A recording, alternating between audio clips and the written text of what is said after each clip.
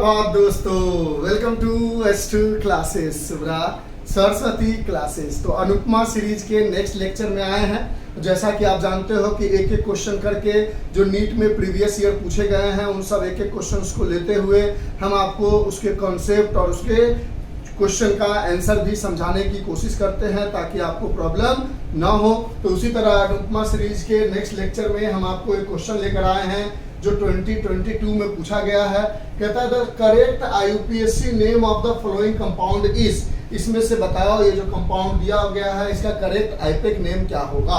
तो एक बात समझ लो, दो तीन बातें जो जानते हो तो कोई प्रॉब्लम नहीं।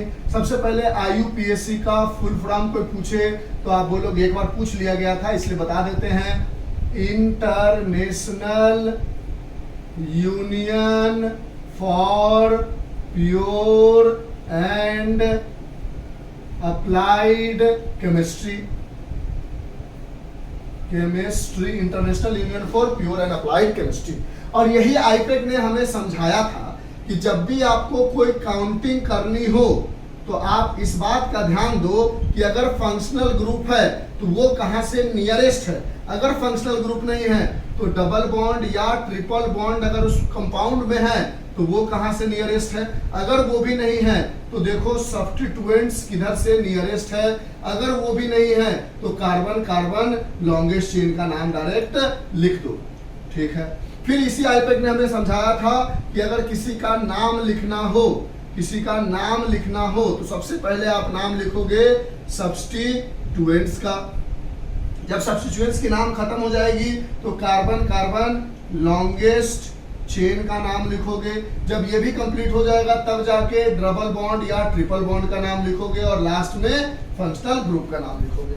ये रूल उन्होंने बताया था। तो सबसे पहले ये जो स्ट्रक्चर दिया हुआ है ये कैसा दिया हुआ है हमें, बॉन्ड लाइन स्ट्रक्चर है, बॉन्ड लाइन स्ट्रक्चर है। और हम आपको सजेस्ट करेंगे कि कोई भी एग्जाम दे रहे हो, आप नीट का दे रहे हो, IIT का दे रहे हो, नीट वाले बच्चे हैं, जब भी बॉन्ड लाइन स्ट्रक्चर दिया जाए ना तो उसको पहले सिंपल स्ट्रक्चर में चेंज कर लो। कैसे, यहाँ कुछ नहीं है, मतलब यहाँ कार्बन रहा होगा, यहाँ पर भी कार्बन रहा होगा, यहाँ पर भी कार्बन रहा होगा, यहाँ पर भी कार्बन रहा होगा, यहाँ पर भी कार्बन रहा होगा, यहाँ पर भी कार्बन रहा होगा, यहाँ पर भी कार्बन रहा होगा। तो 1 2 3 4 5 6 कार्बन सीधा सीधा बना लो। 1 2 3 4 5 6 कार्बन, सब जगह सिंगल बॉन्ड तो सिंगल बॉन्ड।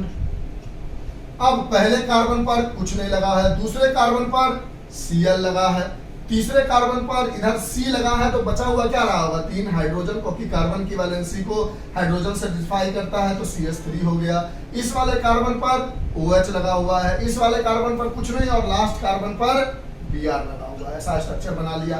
बचे हुए जगह हाइड्रोजन तो 1 बॉन्ड है तो 3 हाइड्रोजन, 2 बॉन्ड है, 3 बॉन्ड है तो 1 हाइड्रोजन, 1 2 3 बॉन्ड है तो 1 हाइड्रोजन, 1 2 3 बॉन्ड है तो 1 हाइड्रोजन, 1 2 बॉन्ड है तो 2 हाइड्रोजन, 1 बॉन्ड 2 बॉन्ड है तो 2 हाइड्रोजन। ये स्ट्रक्चर हमने इस स्ट्रक्चर को कुछ ऐसा बना लिया। अब इसमें carbon carbon longest chain select करेंगे तो सीधा सीधा कार्बन कार्बन लॉन्गेस्ट चेन हमें ये मिल जाएगा। पहले कार्बन कार्बन लॉन्गेस्ट चेन बना लिया। अब इस कार्बन कार्बन लॉन्गेस्ट चेन को बनाने के बाद हम देखेंगे कि ये जो CH3 है इसको हम कहते हैं मीथाइल और ये हमारा क्या है, सब्स्टिट्यूएंट्स के रूप में आता है। ये जो Cl है इसका नाम हम लिखते हैं क्लोरो और ये भी हमें एक सब्स्टिट्यूएंट्स के रूप में मिलता है। अब यहाँ जो OH लगा हुआ है और यहाँ Br लगा हुआ है, Br को हम कहते हैं ब्रोमो और ये भी हमें सब्स्टिट्यूएंट्स के रूप में मिलता है। लेकिन जो OH लगा हुआ है ये किसका ग्रुप है, अल्कोहल का ग्रुप है। और अल्कोहल जो है वो एक फंक्शनल ग्रुप है और इसके लिए जो हम सफिक्स यूज करते हैं वो ऑल यूज करते हैं, ठीक है, OL यूज करते हैं। अब लोगों ने बोला, यानी आईपेक ने बोला कि देखो क्या इसमें फंक्शनल ग्रुप है स्ट्रक्चर में। हाँ सर है। अगर आप इधर से काउंटिंग करोगे 1 2 3 4 नंबर पे फंक्शनल ग्रुप आएगा और इधर से करोगे तो 1 2 3 नंबर पे आएगा, तो वो वाला काउंटिंग करो। उसके अलावा आपको किसी को नहीं देखना, CH3 है, Cl है, Br, उससे आपको कोई मतलब नहीं। फंक्शनल ग्रुप दिख गया, प्रायोरिटी में फंक्शनल ग्रुप पहले आना चाहिए, तो इधर से काउंट किया तो फंक्शनल ग्रुप तीसरे नंबर पर, इधर से काउंट किया चौथे नंबर पर, इसके अलावा और सब कहाँ आ रहा है उससे हमें कोई मतलब नहीं है। तो हमने बोला तीसरे नंबर वाला लेंगे, चौथे नंबर वाला नहीं। तो 1 2 3 4 5 6 काउंटिंग की काम खत्म। अगर फंक्शनल ग्रुप नहीं होता तो फिर सब्स्टिट्यूएंट्स को देखते हैं, लेकिन फंक्शनल ग्रुप है तो फंक्शनल ग्रुप को देखते हैं। तो OH जो इधर से नजदीक है तो ये काउंटिंग खत्म, यानी इसका काम हो गया। अब नाम लिखना है, तो नाम में कहता है सब्स्टिट्यूएंट्स का नाम लिखो, तो बोलोगे एक नंबर पर क्या है। अब देख लो सब्स्टिट्यूएंट्स क्या है, एक मिथाइल है, एक ब्रोमो है और एक क्लोरो है। इसका पहला लेटर है M, इसका पहला लेटर है B और इसका पहला लेटर है C। तीनों में सबसे पहले कौन आता है, B, A, B, C बाद में आता है, M सबसे लास्ट में। तो पहले ब्रोमो का लिखो, कितने नंबर पर है, एक नंबर पे ब्रोमो है, ठीक। फिर आगे बढ़े, चौथे नंबर पे मिथाइल है और पांचवें नंबर पे क्लोरो है। किसको लिया जाए, किसको लिया जाए, तो क्लोरीन जो है वो C पहले आता है, यानी 5 क्लोरो, ठीक। फिर उसके बाद चौथे नंबर पे मिथाइल, यानी 3 सब्स्टिट्यूएंट्स था। पहले नंबर पे ब्रोमो, भले पांचवा नंबर को पहले लिखे चौथा नंबर को बाद में लिखे, क्यों, क्योंकि C पहले आता है M से। तो पहला हमने काउंटिंग करके खत्म कर दिया। सब्स्टिट्यूएंट्स का नाम लिखना था, एक नंबर पे ब्रोमो, पांचवें नंबर पे क्लोरो, चौथे नंबर पे मिथाइल, सब्स्टिट्यूएंट्स का नाम खत्म। अब कार्बन, कार्बन लॉन्गेस्ट चेन का नाम लिखना है, तो 6 कार्बन है और 6 कार्बन को हम कहते हैं हेक्स।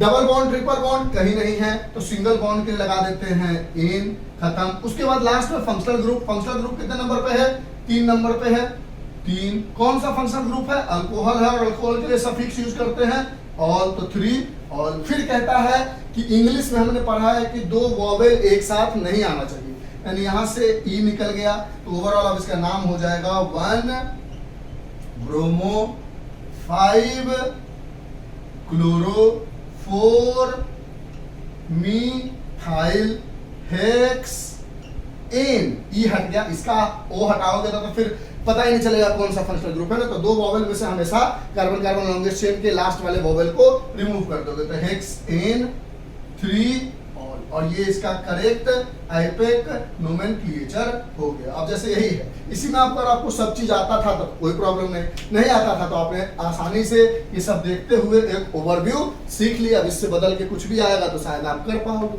जरूरत पड़ेगी तो और आईपेक नेम पे 2-4 क्वेश्चन करा देंगे, क्योंकि आईपेक नेम से 1 या 2 क्वेश्चन तो पक्का गिरेगा, एक तो गिरेगा ही गिरेगा, जैसा हमने देखा है। तो जो जो इजी चीज है उसको पहले कमांड कर लेते हैं, जिसमें कंफ्यूजन होगा उसके लिए प्रैक्टिस प्रैक्टिस प्रैक्टिस।